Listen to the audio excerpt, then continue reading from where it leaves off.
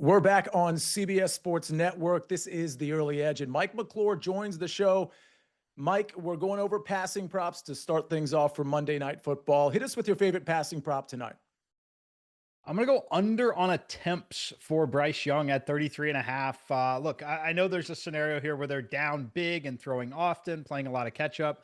I think that San Francisco, though, is going to eat some clock in this game, having all the offensive weapons back and wanting to keep that defense on the sidelines. But I also think Carolina tries to shorten the game as well and get this to the fourth quarter as quick as they possibly can.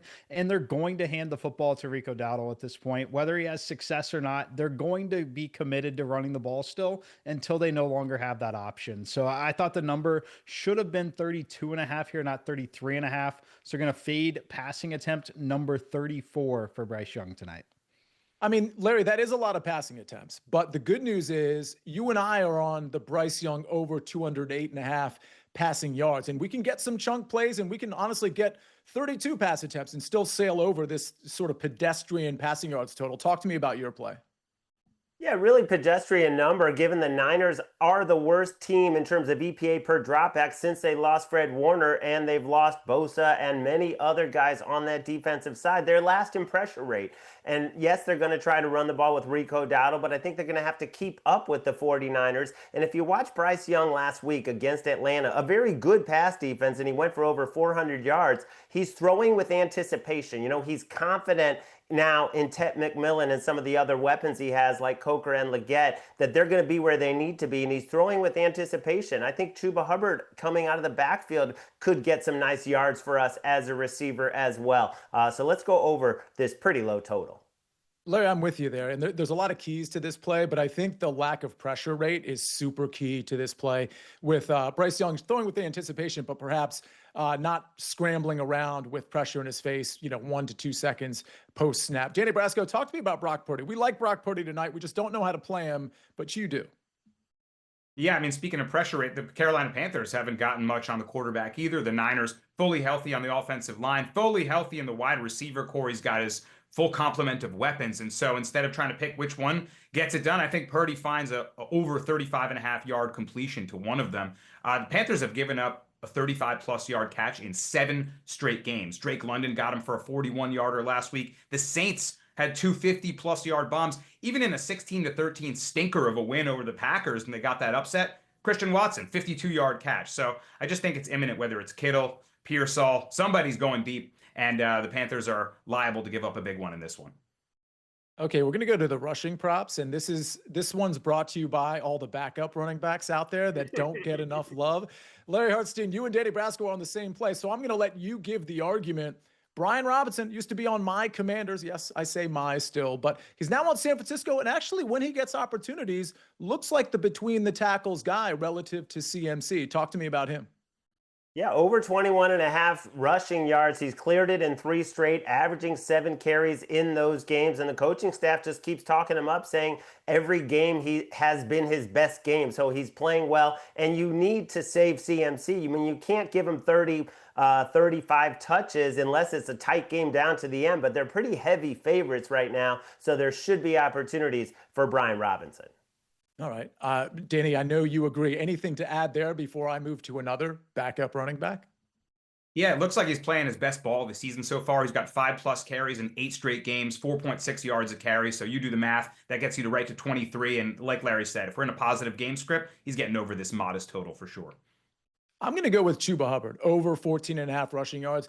He's over the last 3 games since Rico Dowdle sort of implemented himself as the RB1. We're only seeing 4 to 5 carries for Chuba Hubbard. I think it's probably going to be closer to 5 to 6 for him tonight, even in a negative game script. I think Chuba's going to get some more early looks. 14.5 is nothing. And against this 49ers rush defense that is really depleted on the defensive line, actually thought about taking the over longest rush 7.5, but with limited carries, I don't like to go there. He only needs maybe 3.5 yards per carry to eclipse this if he gets 5 carries. So give me Chuba Hubbard over 14.5 rushing yards. Okay, let's go to a starter. Mike McClure, can you finally give somebody maybe a prop on something in the 70s, an actual starter's prop? Yeah, let's go Rico Dowdle, who's basically got the same number as Christian McCaffrey in terms of rushing yards here. Going to go under 74 and a half. I will maintain that he was impressive for a few weeks. I think it's context is important though, right? You talk about he had 2 home games back to back against the Miami Dolphins and the Dallas Cowboys at that point in the season. This is a different task. They're on the road. It's very likely to be a negative game script for them. And we've seen back-to-back weeks, back under 3 yards per carry. I think the number is just simply inflated here outside of a 30 to 40 yard run that inflates or that, kind of boosts his total in this game early.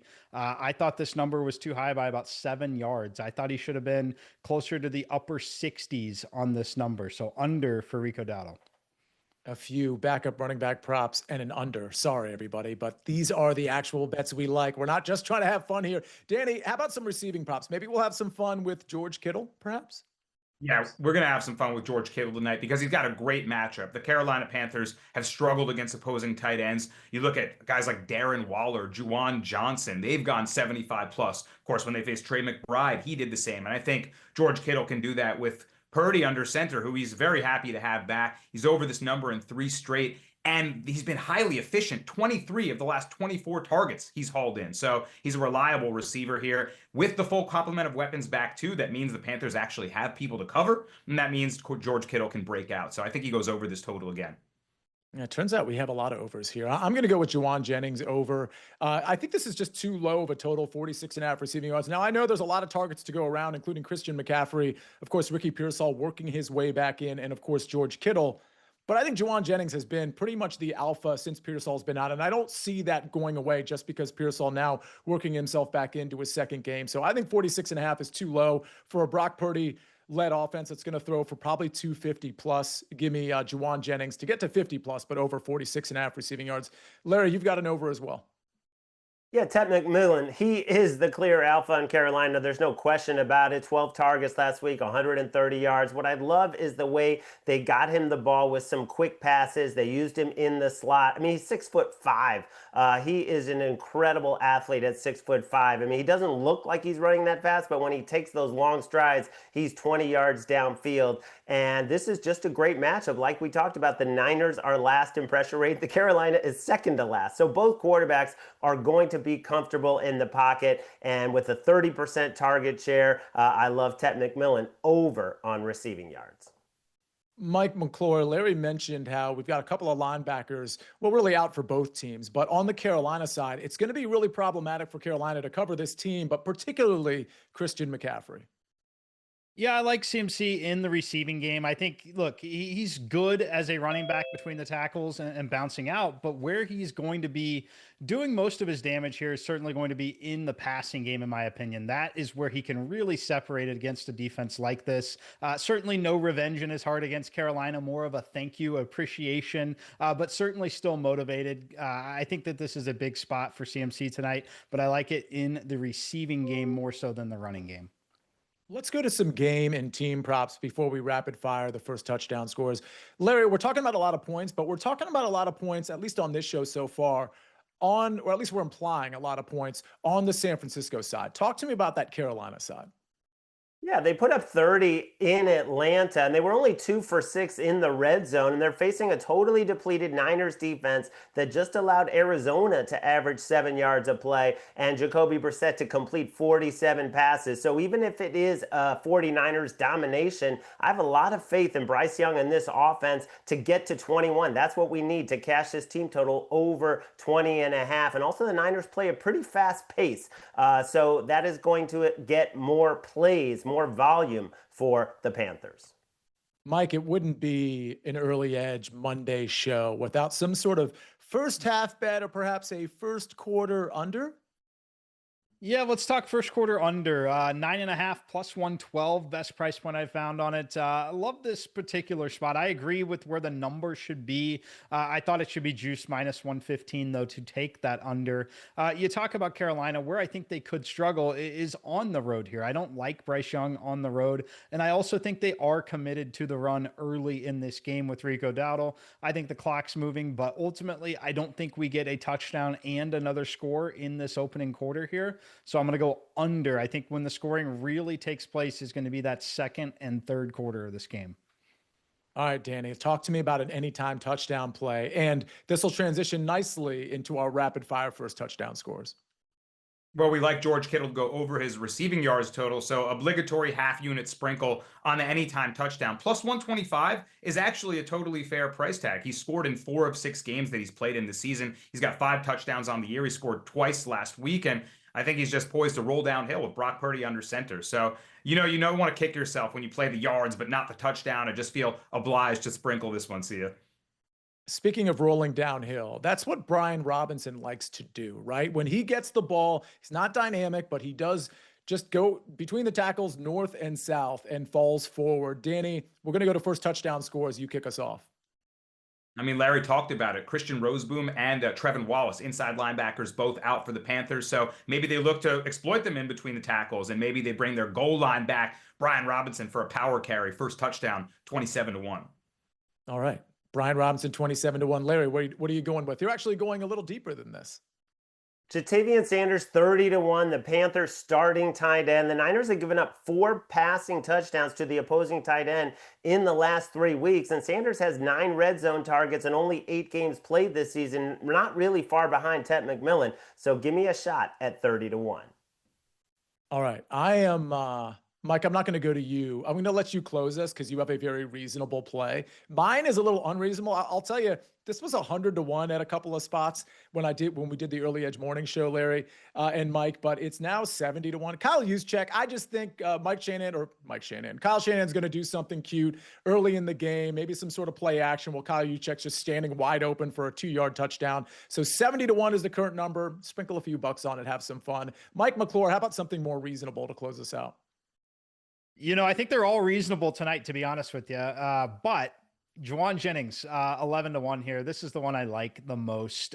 When you look at Juwan Jennings, he's someone who's certainly stepped up while the team wasn't exactly healthy, but someone that always seems to get overlooked a little bit defensively when the team is healthy, when you have to worry about defending Christian McCaffrey out of the backfield, when you have George Kittle out there and have a healthy offensive line out there. I think this is a good spot to attack Juwan Jennings. I understand why the number is the way it is. A lot of it is thanks to Christian McCaffrey and the Niners just being such a big favorite overall and having the health. But I like Juwan Jennings here. I think he is still wide receiver 1 in this offense.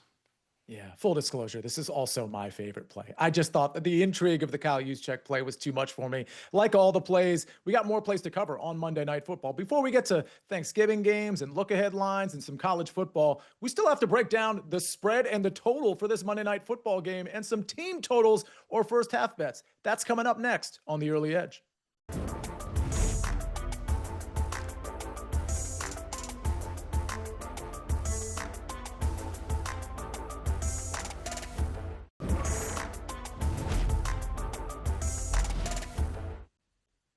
We're back on The Early Edge. It's Mike, it's Danny, it's Larry, and it's time to look at Carolina, San Francisco against the spread. We're going to start right there before we get to the total. Danny, I'm going to start with you. This is 7.5 pretty much everywhere. You might have been able to find a 7. Either way, which side do you like? I snagged a 7 on Bet Rivers while I was still sitting there around 8:30 in the morning. I don't know if it's there anymore, but either way, I like the 49ers to pull away in this game. And I do think there will be some backers on the Panthers side. It feels like the sharp play, right? Especially coming off Bryce Young's career game, 450 passing yards. But this Panthers team is very two-faced. Every time you think they may actually be a decent squad, they turn around and lay an egg. A 16-13 upset win over the Packers, and then a 17-7 loss to the Saints. Their 2 wins that I think we're kind of maybe rating them on are both over the Falcons, who are just such a curious team, right? They shut out the Falcons early in the season in a 30-0 routing and then lost to the Patriots 42-13, got the doors blown off them. So I think with a full complement of weapons in this Niners offense, they just won't be able to keep up, especially if it turns into a track meet. Now, I know the Niners defense has been porous as of late, but I just can't see a Robert Saleh-led defense giving up another game like they gave to Jacoby Brissett. Just all the yards and no sacks. There's no way they don't bounce back at home here a little bit. So I'm expecting an improved defensive performance and the offense to just pull away. I think they cover this number. I'm sorry, I can't get past two-faced. I just love how you describe the Carolina Panthers, and I totally get it because they're either having a pretty great game for Carolina or they're just pretty terrible. And on the road, Mike McClure, I feel like for me, because I like what Danny just said, I'd lay the points too. It feels like we could get the terrible part of Carolina. Yeah, that's what I'm expecting here. See, I don't trust Bryce Young on the road. I don't trust this team on the road. I think that they're honestly still inflated offensively from some of the easier matchups that they had. Some of the days with Rico Dowdle racking up nearly 200 rushing yards in matchups where they caught teams really at a great time for them and a really poor time for the opponent. This is not the best time to catch the San Francisco 49ers on longer rest at home with all of the weapons healthy, particularly on that offensive line. I just don't think Carolina can do enough defensively to stop the San Francisco 49ers in this game. And I think that San Francisco ultimately takes the air out of the ball and kind of ends this one. So I like the spread here, -7.5. Well, Larry, everybody's going to be listening to this show right now, and they're going to say, oh, they're just on the favorites. That's easy. Just go ahead and lay the points like everybody else is going to do. Well, not everybody, right, Larry?